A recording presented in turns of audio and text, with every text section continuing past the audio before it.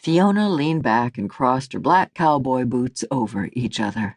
If anyone had to make their way down the aisle, she'd draw her legs back, but right now, this was the best seat in the house.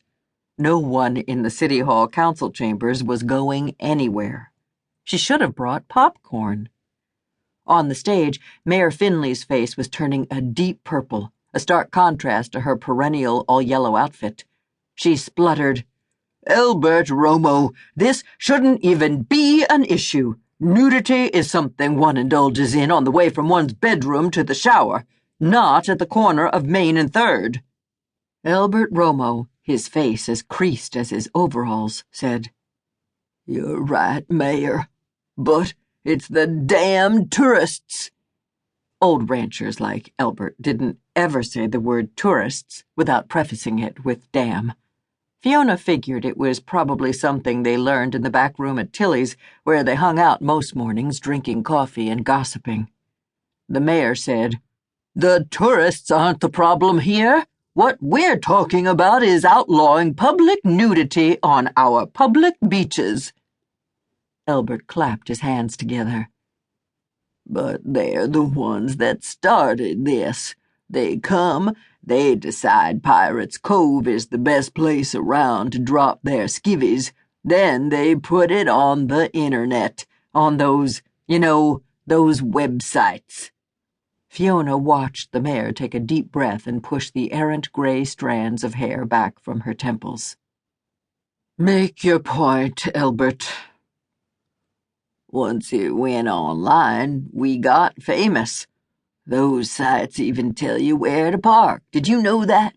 And they tell you where the rope to climb to the bottom is hidden. You kidding me? That rope used to be a Cypress Hollow secret. You could get horsewhipped for giving that info to the wrong person. Now we got nudies coming from all over the state just to get our sand stuck in their cheeks. And I ain't talking about the ones on your face." "We already know all this. That's why we're discussing the ban tonight," Albert said. "I know, but no disrespect, ma'am. The thing is, a lot of us have found out how right the damn tourists are." A light laugh rippled around the room. Daisy, Fiona's best friend, leaned over the arm of her wheelchair and whispered in Fiona's ear, "Best show in town." The mayor, even redder now, said, "Would you care to explain that, Albert?" Albert stuck a thumb under the strap of his overalls. "There are more'n a couple of us, ma'am, who've kinda seen the light, as it were, and it took the damn tourists pissing us off for us to figure it out. Pete Wegman, Jesse Sunol, and me, we went down the rope one day to shoo 'em off for good." That must have been something to see, thought Fiona. 3 old men climbing down that rope, kicking away from the cliff face, dangling over the sand.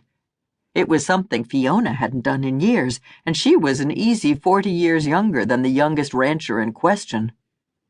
"When we got down there, one naked damn tourist dared us to take off our clothes." A light laugh went around the packed council chambers. Everyone else was enjoying this as much as Fiona was. Albert shrugged.